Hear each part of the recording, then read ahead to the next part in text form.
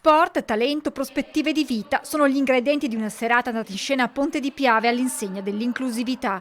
Protagonisti gli atleti di parakarate della SD Club Karasava, che nel 2015 ha dato vita al progetto Disabilmente con appena 6 ragazzi disabili, cresciuto anno dopo anno. Oggi il corso ne conta 40. Come fare per contattarvi?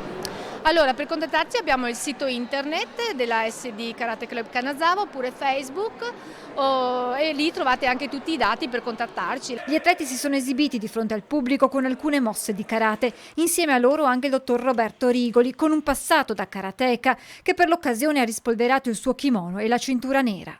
Allena questi ragazzi al movimento, allo stimolo, all'aggregazione. Cioè, ci sono un sacco di componenti che li fanno star bene. Sono contento cosa sto facendo.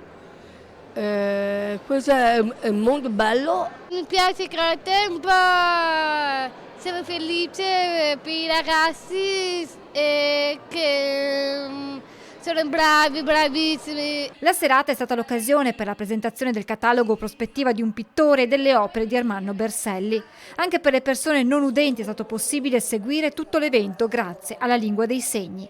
Ancora una volta arte e sport diventano strumenti di inclusività. Lo sport è una delle arti, insieme alla pittura, alla scultura, alla danza, al teatro, che aiutano la persona a esprimere al massimo i propri talenti. Diventa un momento di aggregazione, un momento di crescita, ti dà la qualità della vita, ti permette di far esprimere i talenti che ognuno ha e deve trovare le occasioni per poterlo fare. Presenti sugli spalti molti sindaci trevigiani per seguire l'evento, al quale ha partecipato anche l'europarlamentare Rosanna Conte. Ognuno ha delle abilità, sta a noi metterle in atto e costruire un abito su misura che è il loro progetto di vita con la compartecipazione di tutti.